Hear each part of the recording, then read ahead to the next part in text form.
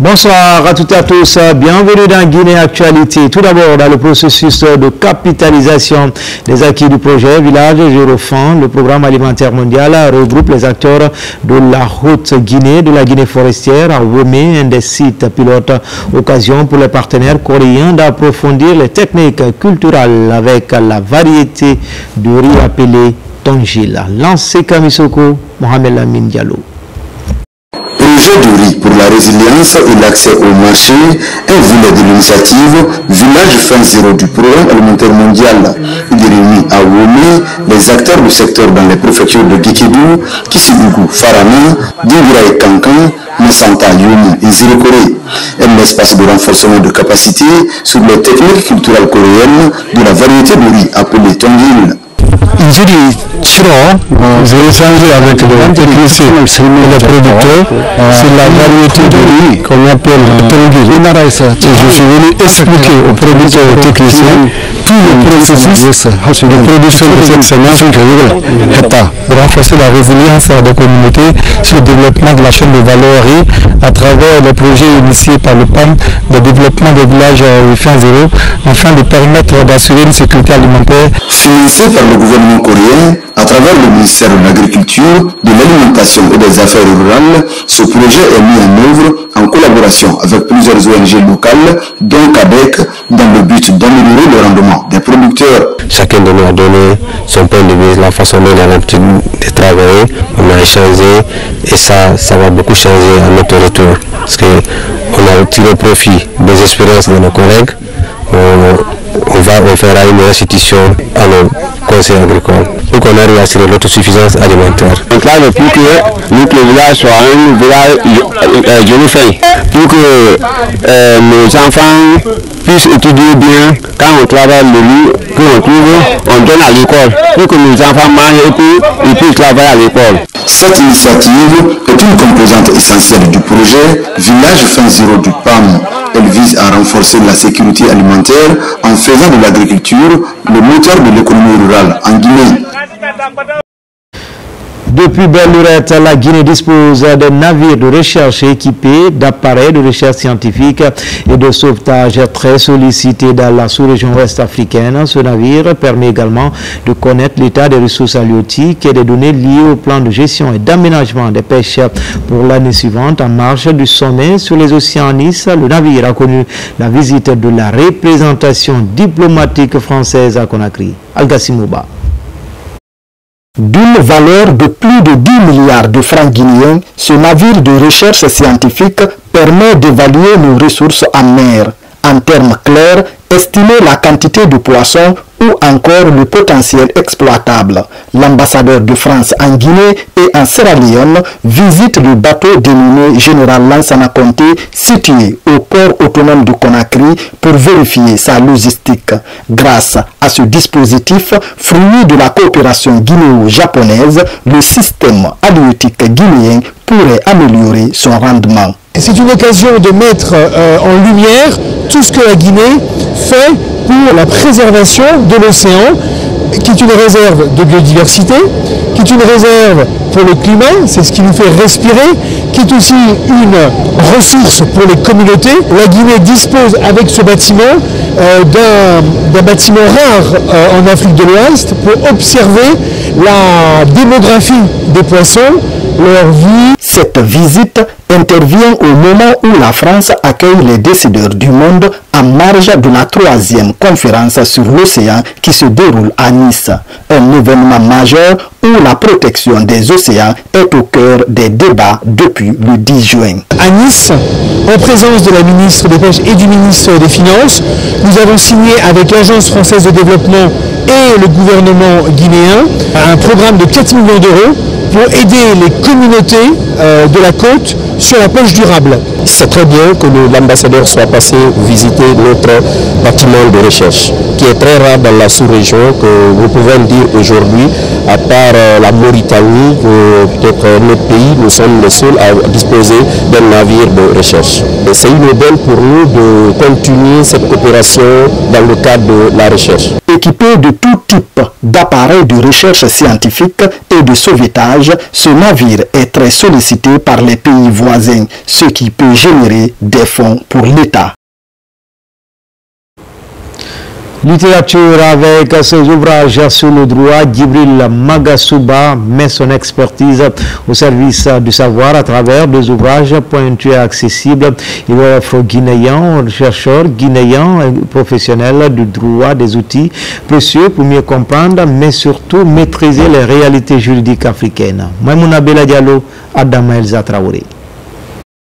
L'ouvrage Méthodologie juridique paru chez Harmattan Guinée est une référence de 184 pages signée Djibril Magasuba. Juriste, magistrat financier et enseignant-chercheur, l'auteur met son expertise au service des étudiants et des praticiens du droit.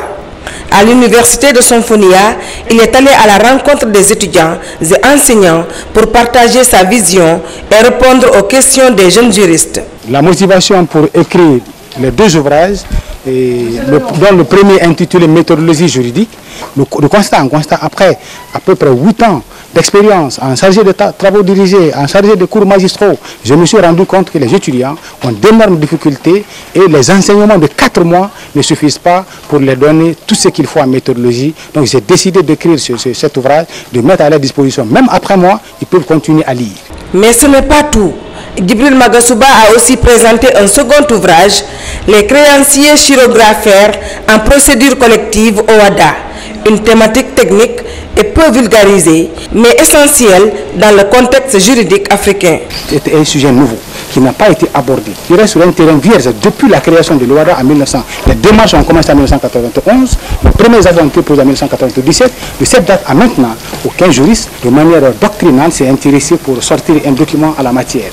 Donc c'était venu présenter à nos collègues enseignants, chercheurs à l'université pour recueillir leurs avis, provoquer leurs réflexions afin d'améliorer la qualité. Les deux ouvrages publiés ont un pesant d'or et qu'il ne faut pas mettre de côté.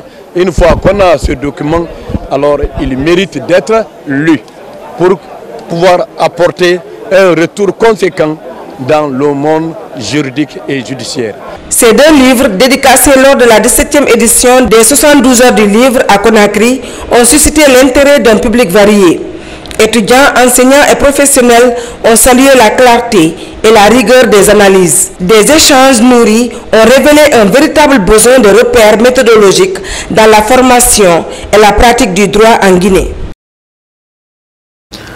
En déplacement, le ministre de la Jeunesse et des Sports, en compagnie de son homologue de l'administration du territoire et de la décentralisation, a inauguré récemment le foyer des jeunes de Makonon et des quartiers de la commune urbaine de Kankan. Ensuite, qui est Bogo-Laba, est allé à Djeli-Bakoro pour mettre à la disposition de la jeunesse un autre foyer de jeunes.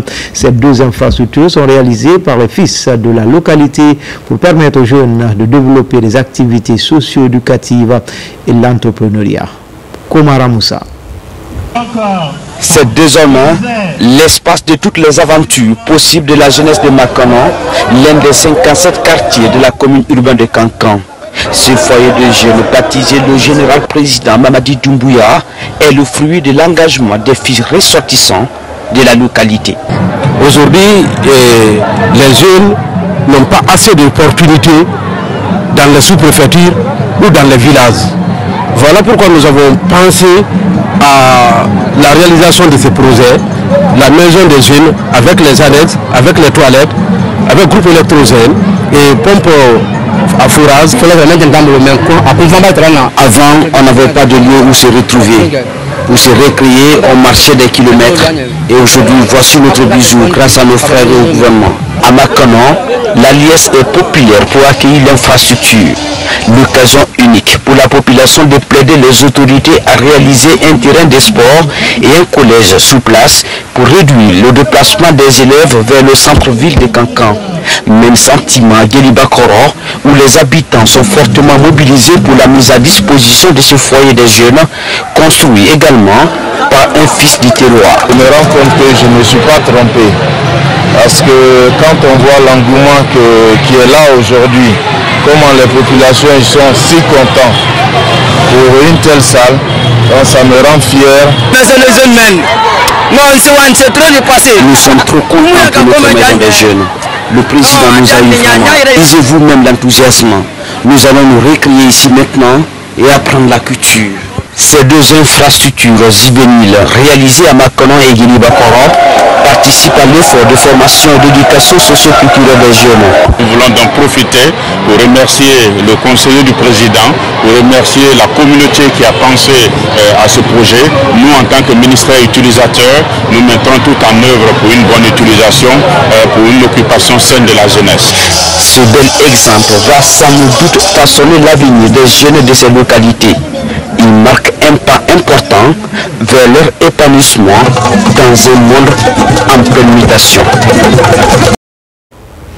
À l'occasion de la célébration de la Tabaski à Boké, des cérémonies culturelles ont été organisées dans la commune urbaine et dans la sous-préfecture de Kolabouni. Partout, des groupements de femmes et troupes artistiques à travers des pas de danse ont égayé le grand public. C'est pour aussi revaloriser les coutumes et mœurs de Kakande. RTG Boké, Younoussa Tawel Kamara, Bintou Touré, Mohamed Mara.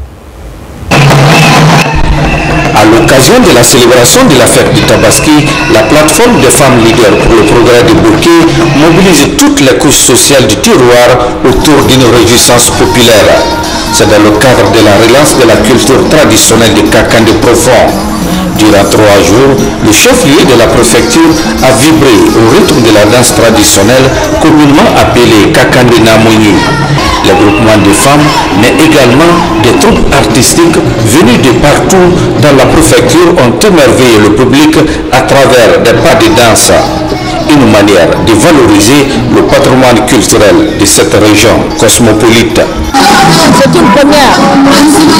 Nous appelons toutes les femmes de Boké et les hommes, bien sûr, de venir avec nous, que nous nous donnons la main.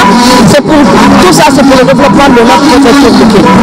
Quand nous nous donnons la main, avec des petites actions, nous pourrons essayer aussi de développer Boké.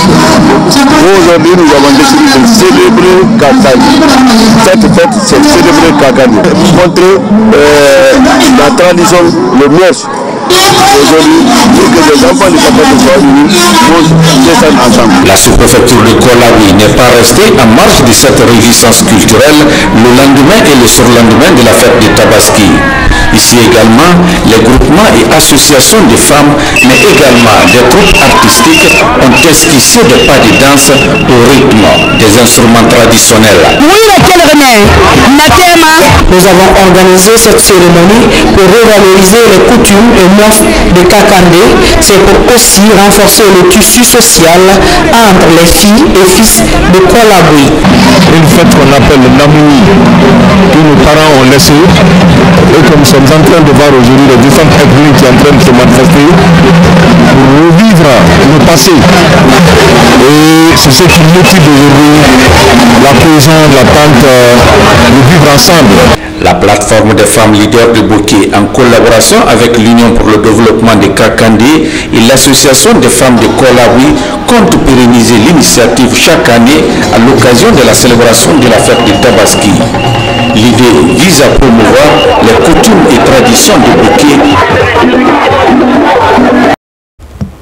Enfin, ce grave incendie du côté de Ratoma, le feu a consumé le contenu de toute une maison. Les dégâts sont énormes et les victimes ont presque tout perdu. Les détails avec Marwan Kamara.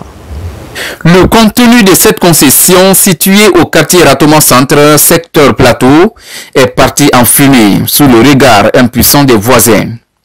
L'incendie a occasionné d'importants dégâts matériels qui ont un impact non négligeable sur l'économie des victimes.